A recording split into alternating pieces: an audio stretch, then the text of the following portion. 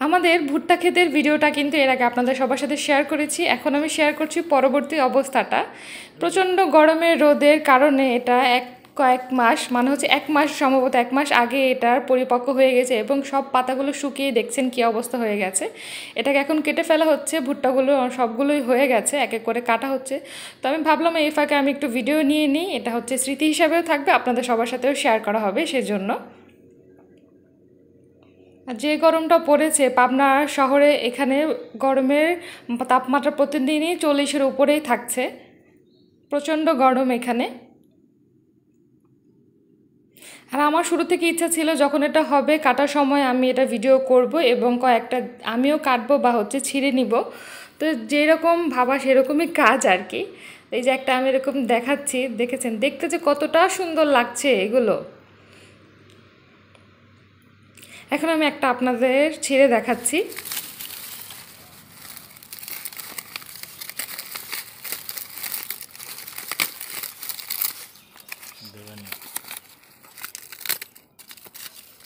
এটা আমি ছিঁড়ছি, এখন আমি আর এটা খুলে আর দেখাবো না পুরোটা, এটা আমি পরবর্তীতে দেখাবো, ঠিক আছে? তো আমি এর মধ্যে এখন ছাদে চলে আসলাম। ছাদে গিয়ে দেখি যে এই পাশে এখনও কাটার কাজ চলছে। আমি ভাবছিলাম যে তখন আর কাটছে না যেহেতু বিকাল হয়ে গেছে, পরে এই পাশে থেকে দেখি চাচা এখনও কাটছে। তো আমি উপর থেকে আওয়াজ দিলাম যে আমি আসছি, আমি একটু ভিডিও করব, আমিও কিছু কাটবো। তো সেই অনুসারে আমি চলে গেলাম মাঠে। পরে চাচা আমার ভিডিও দেখে নিজেও একটু উৎসাহিত হয়ে আর কি বললো, ঠিক আছে মা এই পাশে আসো, তোমাকে আমি ভালো মতো দেখাচ্ছি, এখান থেকে ভিডিও করো। তা উনি ভালো মতো দেখাচ্ছিল, আমার জন্য একটু সুবিধা হলো।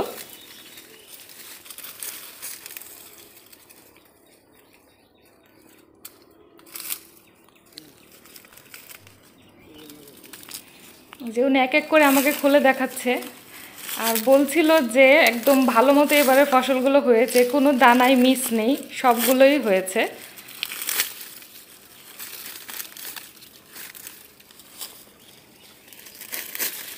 দারুণ না দেখতে ভুট্টাগুলো? আমি যখনই যতবারই দেখি ততবারই আমার ভালো লাগে। মানে ক্ষেতের ফসল যেটাই হোক, ক্ষেতের মধ্যে দেখতে এগুলো অসম্ভব সুন্দর লাগে।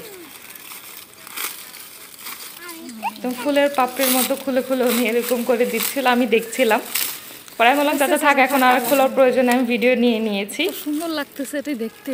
16 দানা সমান একটা উনি বলছিল এবারের ভুট্টাগুলো অনেক ভালো হয়েছে।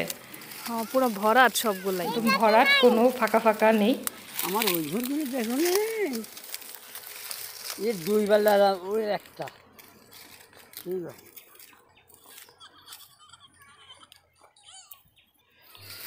এর আগে আমি 4টা নিয়েছি, এখন চাচা ভিডিও করছি বলে উনি এখন আমাকে ভিডিওর সামনে একটা কেটে ভালো মতো পরিষ্কার করে আমাকে দিল।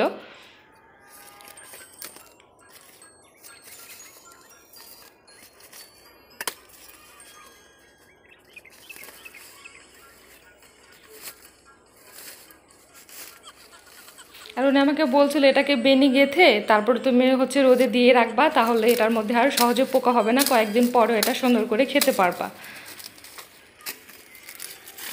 এরকম করে উনি আমাকে 2টা এরকম করে খোসা ছাড়িয়ে দিল।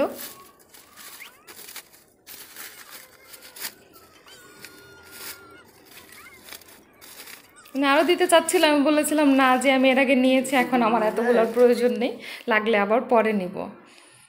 আপাতত এখান থেকে আমি 2টা নিয়েছি। যে উনি আমাকে এইভাবে বলছিল যে এরকম করে বেনি গেঁথে ঝুলিয়ে রাখবা, সেক্ষেত্রে রোদটা ভালো মতো লাগবে। আর এতটাই চমৎকার লাগছিল এই ওয়েদার বা হচ্ছে এই আলোর মধ্যে, বিকালের আলোটার মধ্যে ভুট্টাগুলো চমৎকার দেখতেই পাচ্ছেন। ভিডিওর থেকে সামনাসামনি আরও বেশি ভালো লাগছিল। আমার ভিডিওটি এতক্ষণ দেখার জন্য ধন্যবাদ। আল্লাহ হাফেজ।